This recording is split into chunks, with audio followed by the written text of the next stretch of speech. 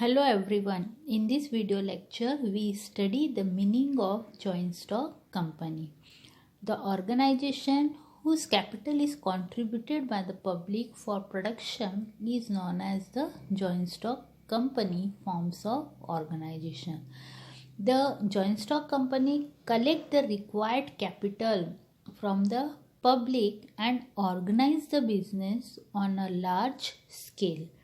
Joint stock company को company के नाम से भी जाना जाता है। Both are same.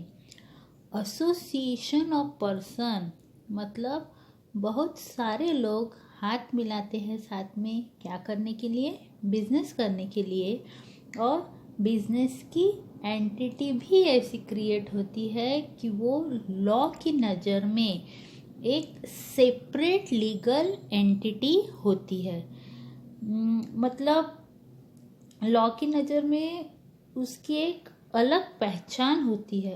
अगर उसे खुद के नाम पे एसेट्स खरीदना है तो वो खरीद सकती है, खुद के नाम पे लायबिलिटीज़ होल्ड करना है तो कर सकती है। तो ये फ़ायदा हो जाता है लीगल स्टेटस का।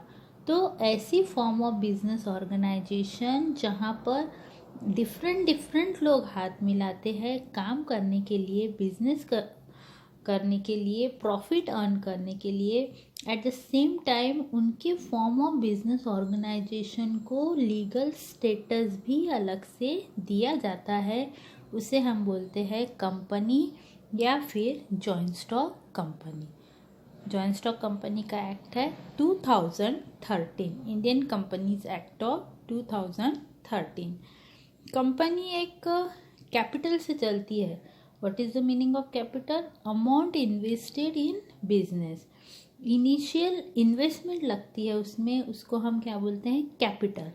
अब एक ही इंसान से कैपिटल न लेते हुए हम क्या करते हैं, कैपिटल को हिस्सों में डिवाइड करते हैं। डिफरेंट पार्ट्स में, छोटे छोटे पार्ट्स में डिवाइड करते हैं।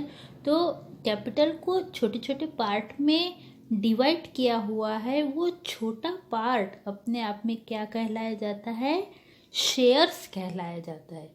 तो शेयर्स का मतलब कुछ भी नहीं होता, पूरी कैपिटल जो इनिशियल इन्वेस्टमेंट होती उसका वो हिस्सा, वो जो पार्ट्स में डिफरेंट पार्ट्स में क्रिएट किया जाता है, एक पर्टिकुलर पार्ट को हम बोलते हैं shares. Shares mean share in the capital of the company. ये कैपिटल का ही हिस्सा होता है। अब अगर हम शेयर होल्डर बोले तो मतलब क्या, what is the meaning of share holder? A person who purchase the shares of a company is known as share holder. वो इंसान जो शेयर होल्ड कर रहा है। तो बिल्कुल सेम मीनिंग है। ये जो शेयर्स है जो एक इंसान द्वारा होल्ड किए जाते हैं उस इंसान को हम बोलते हैं शेयर होल्डर। फिर देखेंगे बोर्ड ऑफ डायरेक्टर्स। कंपनी चलाने के लिए कुछ मैनेजमेंट के लोग के लिए भी लोग लगेंगे, कुछ ऐसे भी इंसान होने चाहिए जो मैनेजमेंट का काम देख रहे हो। तो मैनेजमेंट के लिए जिसको असाइन करते हैं उसको हम बोलते हैं बोर्ड ऑफ डायरेक्टर। इंडिविजुअल इनको क्या बोला जाएगा, डायरेक्टर, और इनकी टुगेदर टीम को क्या बोला जाएगा, बोर्ड ऑफ डायरेक्टर्स। इनका मेन काम होता है मैनेजमेंट देखने का। शेयर होल्डर और बोर्ड ऑफ डायरेक्टर्स में क्या डिफरेंस होता है? तो बोर्ड ऑफ डायरेक्टर बेसिकली वो लोग होते हैं जो मैनेजमेंट देख रहे होते हैं, वेयर एज शेयर होल्डर वो लोग होते हैं जो शेयर्स परचेज करते हैं और कंपनी के ओनर बनते हैं। शेयर होल्डर को हम ओनर के नाम से जानते हैं। The status of the share holder is that he is the owner of the company. Board of directors को हम डायरेक्टर के नाम से जानते हैं या मैनेजर के नाम से भी जानते हैं। अब क्वेश्चन उठता है कि बोर्ड ऑफ डायरेक्टर बनने के लिए शेयर होल्डर बनना ज़रूरी होता है क्या?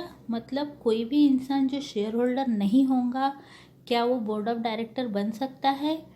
उसके अकॉर्डिंगली एक इंसान को अगर बोर्ड ऑफ डायरेक्टर्स बनना है तो उसे पहले से शेयर्स खरीदना ज़रूरी होता था according to Indian companies act of 1956। चाहे एक ही शेयर क्यों ना हो, मतलब ऐसा इंसान जिसको बोर्ड ऑफ डायरेक्टर बनना है according to companies act of 1956, उसको शेयर होल्डर होना कंपलसरी होता था। लेकिन क्योंकि अब कंपनीज एक्ट 2013 में हमने कुछ चेंजेस ला दिए as a result of its, board of directors को शेयर होल्डर होना ज़रूरी नहीं होता है। मतलब एक ऐसा इंसान जिसके पास शेयर नहीं है वो भी बोर्ड ऑफ डायरेक्टर बन सकता है। अब क्वेश्चन ये उठता है कि बोर्ड ऑफ डायरेक्टर्स को अपॉइंट कौन करता है, इलेक्ट कौन करता है? तो share holder annual general meeting में मिलते हैं और अपने में से कुछ लोग या फिर बाहर के कुछ लोग चूज़ करके बोर्ड ऑफ डायरेक्टर फॉर्म कर देते हैं। तो अल्टीमेटली शेयर होल्डर के ऊपर ये रिस्पॉन्सिबिलिटी होती है, वही चूज़ करते हैं बोर्ड ऑफ डायरेक्टर्स को। कंपनी मतलब एक ऐसा एसोसिएशन ऑफ पर्सन जो बेसिकली किस काम के लिए आया है, बिजनेस करने के लिए आए हैं। और जब उनकी कंपनी, उनका फॉर्म ऑफ बिजनेस ऑर्गेनाइजेशन होगा, उनका एक लीगल स्टेटस होगा लॉ की नज़र में, उसकी एक अलग पहचान होगी। फिर उसकी गवर्नमेंट किससे होती है? Companies act of 2013। Board of directors मतलब मैनेजर और शेयर होल्डर मतलब ओनर्स।